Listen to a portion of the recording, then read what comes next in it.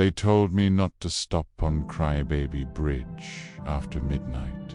They said if I did, I'd hear the baby first, and then I'd hear her. I never believed in ghost stories. Not really. But that all changed the night I went looking for the truth myself, out near Sleepy Hollow Creek in Oldham County. I first heard about Crybaby Bridge from an old guy at a gas station just outside of town. He was sweeping the floor, not even looking at me, his voice low and scratchy. He said, "You stay off that bridge after dark, son. That's not a place for the living." He told me about the woman who lost her child there, way back in the 1930s. The details were hazy, like all good legends are. Some say she drove off the bridge in a fit of despair. Others whisper that the townsfolk, fueled by suspicion and fear, did it themselves. Either way, the story ends the same. She's still out there, endlessly searching for the child she lost. And if she finds you, you'll hear the baby's cry right before you disappear forever. Of course, I didn't buy it. Who would? It sounded like a campfire story, something to scare teenagers. But the tale stuck with me, planting a seed of curiosity in the back of my mind.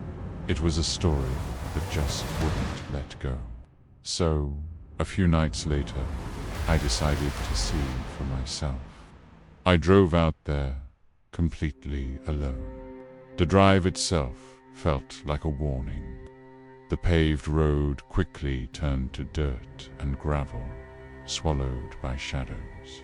Fog hung low over the trees, so thick it seemed to choke the light from my headlights, reducing my world to a small, isolated bubble. The deeper I drove into the woods, the quieter everything became. The usual night sounds, the wind, the crickets, they all just stopped. It was like the whole world was holding its breath, waiting. And then I saw it. A rusted iron bridge, skeletal against the dark sky, crossing a slow, black creek. Boards were missing like broken teeth. The railings were half-rotted, leaning precariously over the inky water below. The entire structure looked abandoned, forgotten. But that's the thing about places like this. Places with a story. They're never really empty. I parked my car right in the middle of the bridge and cut the engine. The silence that followed was deafening, a physical pressure against my eardrums. I sat there, watching the darkness, waiting. 5 minutes went by, then 10. Nothing but the sound of my own breathing. I started to laugh to myself, feeling a little foolish. What was I even doing out here? I reached for the ignition, ready to call it a night. And that's when I heard it. It was a faint sound at first, so soft I almost missed it. High-pitched, distant, and undeniably crying. It was the sound of a baby crying. I froze, every muscle in my body tensing up. The sound was coming from underneath the bridge, muffled and distorted by the water. My rational mind kicked in, trying to find an explanation. It's just an animal, I told myself. A stray cat, maybe a fox. It had to be. But then I heard something else. Footsteps, slow, heavy, and wet. A squelching sound, like someone was walking through thick mud, and they were coming up the creek bed, getting closer. My hand was shaking as I grabbed the heavy-duty flashlight from my glove box. I leaned out the driver's side window. my heart pounding in my chest, and shined the powerful beam down toward the creek. The light cut through the darkness, and it caught movement, a shape rising from the black water. It was a woman. Her skin was unnaturally pale, almost glowing in the beam. Her clothes were soaked, clinging to her skin, and water dripped from the hem of her dress, from the ends of her dark hair. She was holding something small in her arms, a bundle wrapped in a soaked, dark cloth. "Hello," I called out, my voice cracking. "Are you okay? Do you need help?" She didn't answer. She didn't even seem to hear me. She just slowly, deliberately looked up at my car, up at me, and her eyes. There were no eyes, just black, hollow sockets, filled with dark, murky water that seemed to spill down her cheeks like tears. Her mouth opened, a gaping black hole in her pale face, and the sound that came out wasn't a cry, it was a scream, sharp, inhuman, and filled with so much pain it felt like it was tearing the air apart. I dropped the flashlight in shock. I scrambled for the key, trying to start the car, but the engine just sputtered, choking on nothing. It wouldn't turn over. The screaming continued, echoing under the bridge. She was climbing now. One hand, pale and bony, gripped the rusted railing.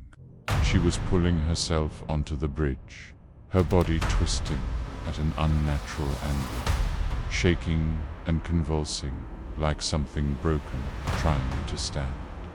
She was coming for me. I slammed my hand on the dashboard, yelling at the car, "Come on, stop, stop."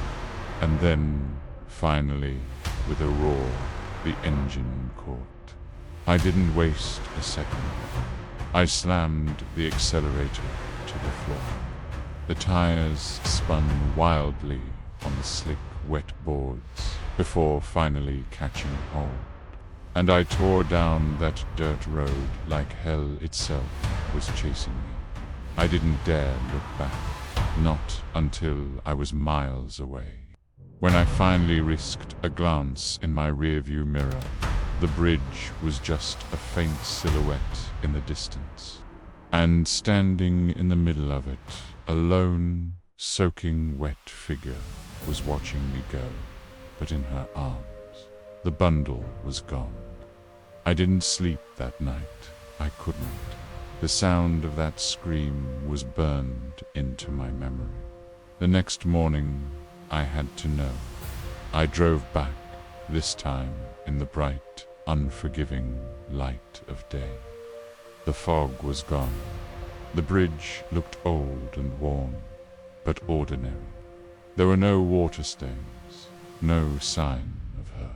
But when I got out and walked across the wooden planks, I saw something near the edge, pressed into a patch of dried mud. A small, perfect handprint, far too small to belong to her. People will tell you the Crybaby Bridge doesn't exist anymore, that it was torn down years ago. But I've been there, and I know what I saw. So if you ever find yourself driving through the back roads of Oldham County late at night, and you hear the faint sound of crying coming from a dark creek, do not stop. Keep driving, because sometimes the dead aren't crying for help, they're crying for you. Thanks for watching.